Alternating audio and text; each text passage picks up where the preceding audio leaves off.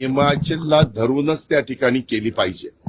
आता या व्यवहारामध्ये मी जी माहिती घेतली त्याच्यामध्ये चर्चा मोठ्या प्रमाणावर सुरू झाल्यावर आपल्या राज्याचे मुख्यमंत्री नागपूरला होते, त्यावेळेस मी त्यांच्याशी फोनवर संपर्क साधला आणि मी त्यांना सांगितलं जरी माझ्या घरातल्या जवळच्यांशी संबंधित असणारा हा विषय असला तरी तुम्ही राज्याचे प्रमुख आहात, तुम्हाला जे काही नियमाप्रमाणे करावं लागेल त्याची चौकशी करावी लागेल, काय तुमच्या मनामध्ये समिती नेमायची असेल, जे काही करायचं असेल, कारण आपण एवढ्या मोठ्या राज्याचं नेतृत्व करतात ते करा।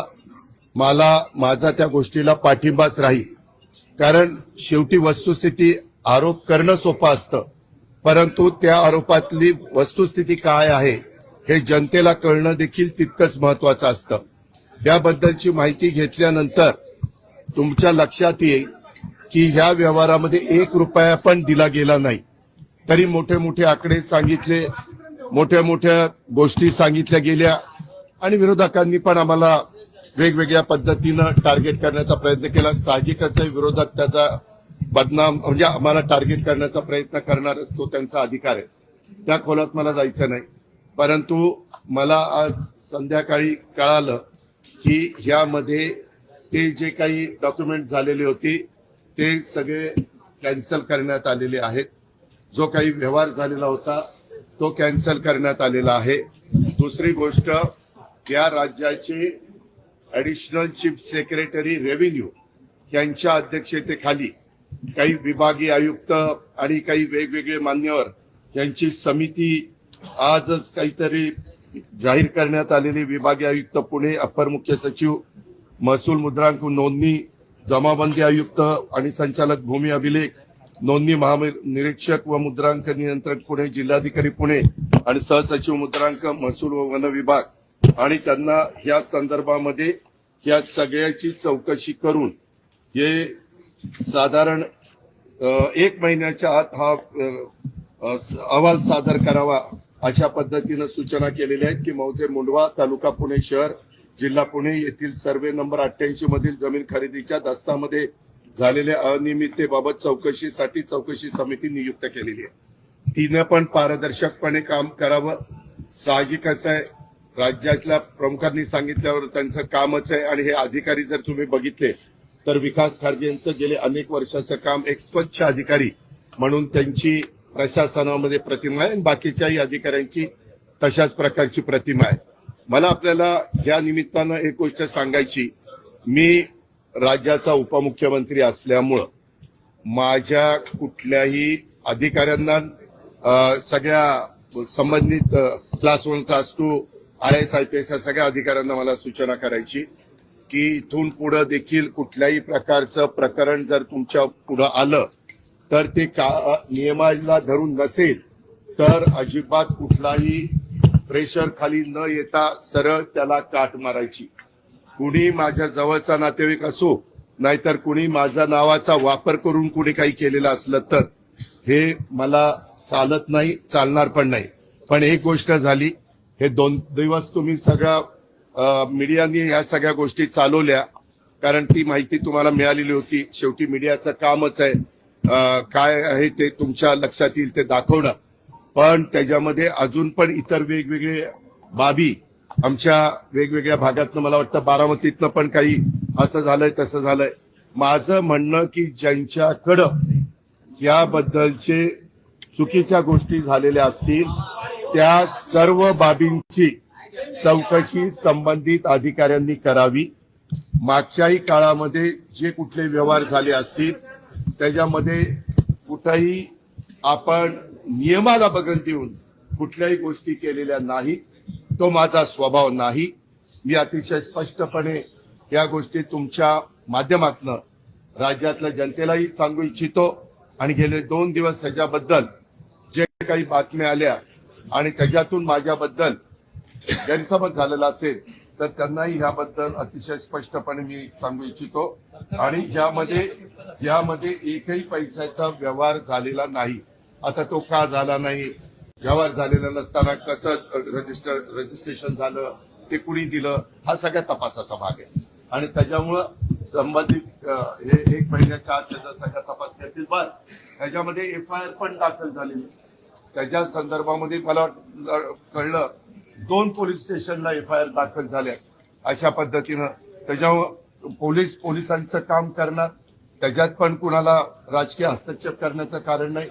पूर्णपणे पारदर्शकपणे ह्याची सगळ्याची चौकशी झाली पाहिजे आणि दूध का दूध पाणी का पाणी हे सगळं पुढे तुम्हाला टार्गेट केलं जात आहे का? टार्गेटेड आहात का? तुम्हाला टार्गेट केलं जात आहे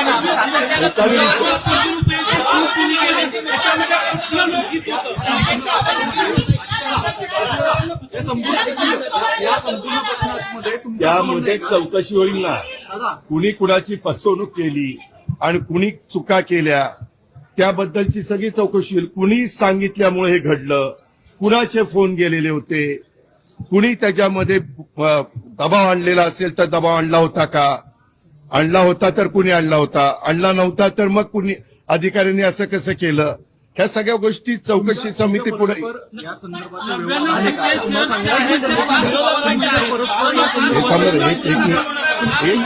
तुमच्या परस्पर या संदर्भातले व्यवहार पार्थ यांनी केले का असं तुम्हाला सांगायचंय का?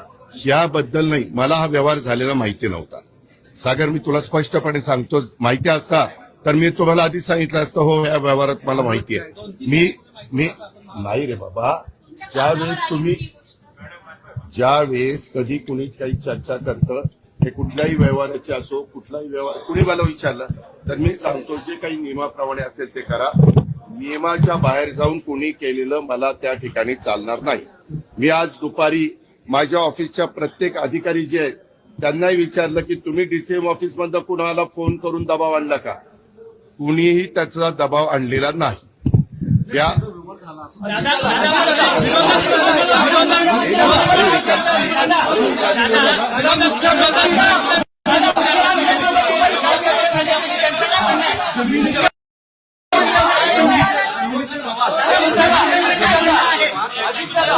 मी उत्तर द्यायला तयार आहे. जमिनीचे व्यवहार रद्द झाले असं तुमचं सांगणं म्हणजे नेमकं काय? नाही. हे जे काही रजिस्ट्रेशन होतं ते कॅन्सल करण्यात आलेलं आहे. त्याच्यामध्ये आता ते रजिस्टर ऑफिसला काय तिथं सादर केलं मला एवढीच माहिती मिळाली. हे सगळं रद्द करण्यात आलेलं आहे. आता त्याच्याबद्दलचं काय कागदपत्र दिली, कारण मी त्यानंतर इथं येऊन आतापर्यंत आम्ही सगळेजण तो आढावा घेत होतो, परंतु मला एवढी न्यूज कळालेली आहे की तिथं नोंदणी कार्यालयामध्ये जाऊन हे सगळं झालेले डॉक्युमेंट्स रद्द करण्याच्या संदर्भामध्ये ॲफिडेव्हिट टाकायचं.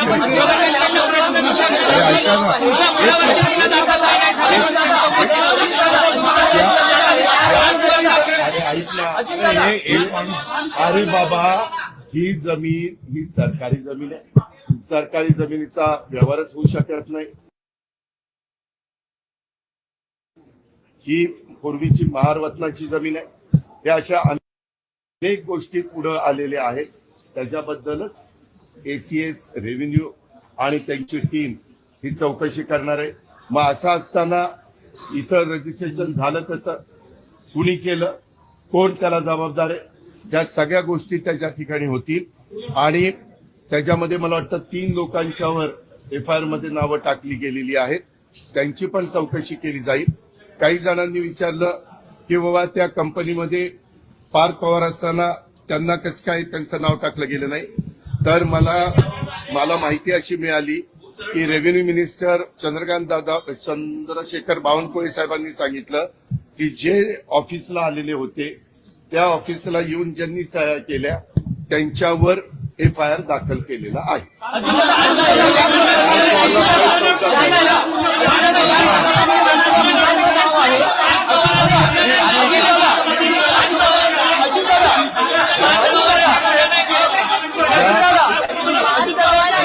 याबद्दलची कुठली माहिती ही इत्थंभूत सगळी की काय आहे कसं आहे, कारण काही जणांनी त्या जमिनीचा 2005-06 काही पैसे देऊन व्यवहार केलेला होता. त्याच्या संदर्भामध्ये पार्थच्या कंपनीला किंवा पार्थ आणि त्याचा जो काही सहकारी आहे दिग्विजय पाटील त्यांना कुणालाही जास्त त्याच्यातली माहिती नव्हती असं त्यांच्या बोलण्यात आलेलं आहे. अर्थात ही सगळी आता चौकशी पूर्णपणे होईल. 1 महिन्यामध्ये हे सगळं पुढे येईल आणि ते पुढे आल्यानंतर त्याच्यातनं वस्तुस्थिती आपल्याला सगळ्यांना कळेल. नंबर 1 आणि नंबर 2, मी पुन्हा सांगतो, इथनं पुढे देखील आता एखादं प्रकरण निघालं की आणखीन काही ना काही कुणी ना कुणी नवीन प्रकरण काढतात. कुठलीही प्रकरणं असली तरी संबंधित अधिकाऱ्यांनी त्या प्रकरणाची रीतसर चौकशी करावी. ती माझ्या कुठल्याही नातेवाईकांशी संबंधित असली तर अजिबात अधिकारी वर्गाने घाबरण्याचं काही कारण नाही. आपल्याला पदापेक्षा कायदा श्रेष्ठ आहे. आपल्याला बाबासाहेब आंबेडकरांचं संविधान श्रेष्ठ आहे आणि त्याच्यावर त्याचाच आदर सगळ्या अधिकाऱ्यांनी आणि ऑफिसर लोकांनी केला पाहिजे. हे मी स्पष्टपणे ह्या निमित्तानं त्यांना